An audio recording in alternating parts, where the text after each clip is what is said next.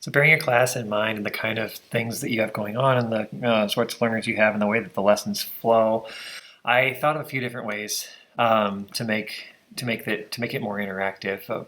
The way that, since you're familiar with Google Slides, the way that's probably going to be the easiest but not the most interactive is if I were to just use animations. So if I were to insert animations, you can insert an animation. Here's 1, 3, 2. I guess that's the order I dropped them. 5, 4, 6. 1, 2, 3, 4, 5, 6. And then I can change fade in on click. This one says fade in with the previous one. So I'm going to fade this in on click. I'm going to fade this one in on click.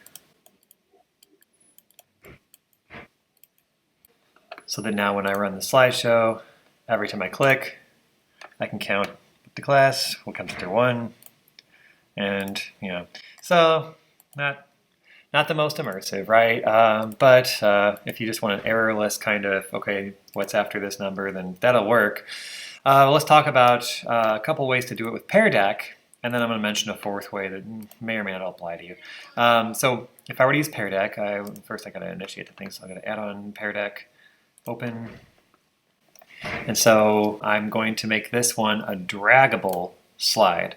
When I make it draggable, it's going to say, what kind of item do I want? Here's the downside to Pear Deck. When it comes to draggable stuff, you can't put in your own images. I have no idea why that is. That's on the way someday. They have very few to choose from, and you can pick the color, and that's fine, but it's not nearly as awesome as if they...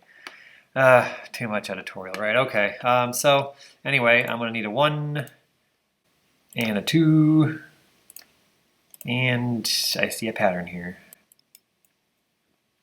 Also looks like I can only go up to 5, so not the best ever, right? So maybe the next kind of Pear Deck will work, and maybe not. We'll also see how that works too. I'll just remind you how Pear Deck goes. So for this slide, I want this one to be number. Okay, so they will just choose a number, and it says students enter a number. Now for this kind of slide, I mean, it depends on the level of counting they're at, but this might not work for everyone. What I'm going to do is leave the yellow placeholders over the days I want them to count. Oops, not that one, this one. And delete. Okay. And so that way they'll have to count the yellow circles without seeing the numerals there. So I don't know. With Pear Deck, you would never say slideshow. You would say start lesson. And another reminder with Pear Deck, you can share it to their Chromebooks, and each one has their own. So even though you keep the pace of the lesson, when you say start the lesson, if you say instructor paste, that means that all their Chromebooks change slides when yours changes slides. But they're still keeping track of each individual response, making it easy for you to review later, stick in a portfolio, that kind of thing. So students will go to joinp.com and type that in, or you would just give them a link. And I mean, for the students in your population, that's probably going to be the easiest way. So if they get a link, you can, or you can type this in yourself on each one of the pairs can help. I mean, it's up to you how you want to do that. With the link, you can put it in Google Classroom and stuff.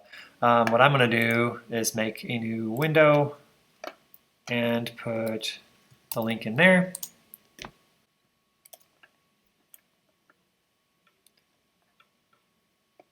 And then while the students are waiting for the other students, they can say how they're feeling today, or they can skip. Okay, and so I'll try to make this so you can see both. Okay, so here is the student screen on the right and the teacher screen on the left. Okay, so as the teacher changes screens, the student screen will change as well. Okay, and all the slides that you had are still working normally. All right, you can have it play a noise, which, I didn't show you, but it's easier to add noises and stuff with Pear Deck. So anyway, let's get over to those slides that we had in question, which were... Yeah, okay. So this one we made draggable. On the teacher's screen, it looks like the normal slide, but it says student drag the icons at the bottom. Over on the student's screen, it's their job to put those in the right spot. Okay. And once a student has answered a few, you can also check on their responses by saying show responses. And here's what test student did on theirs. Okay. So that's how the dragging works. So again, left is teacher screen, right is student screen. So on the left, I'm going to go ahead and advance to the number slides. This is the one where we left the holes blank, and the student is supposed to go over here and say 1, 2, 3, 4, 5, 6, 7, and type a 7. So it depends on which students you're working with. One or more might be more. It's too bad that the dragging is so not that great. Anyway, I'm going to end this. I'm going to call this 429 because it's April 29th, and I can always go back and see it later. Students can see it later if you want to share it with them, and depends on the group you have, right? How meaningful that is. But let's close this up and talk about a fourth weirder option that some teachers like. It's not my thing, but there's a totally separate app called Genially. And the only reason I don't use it is because it is a paid app. Okay, so I think it costs like $1.30 a month for a student account or something like that. So it's not unaffordable, but it's just, it's paid. Anyway, I'm going to hit play, the preview button, right. We actually play it from somewhere else. This is the edit mode. So here they're asking you a question in Latin, and the students can say right answer or wrong answer, and it will take them to some slide or other based on what they clicked, and all that's up to you. When you put little thingies in this like that, and your mouse can go over it and pop it up, or it can have an animation or whatever. So there are a few pretty fun things to do that are easy on this and extremely difficult on other slides. Apps like PowerPoint, so it just depends on what you're used to and how much you want to learn, right? The learning curve. Anyway, let's go to the next slide. So on this one, we've got our August, and it was really easy to make these pop-up drag things over on the left. So if you were to immerse yourself in Genially, it might be really easy to create these and use them with the rest of the department. But it's I guess more legwork and a couple more things to learn. So that's the downside of Genially, outside of the fact that it costs a little money. Premium benefits are $7.50 a month, and anyway, I don't know if you want to get into all that, but I wanted to mention it because a few teachers like it.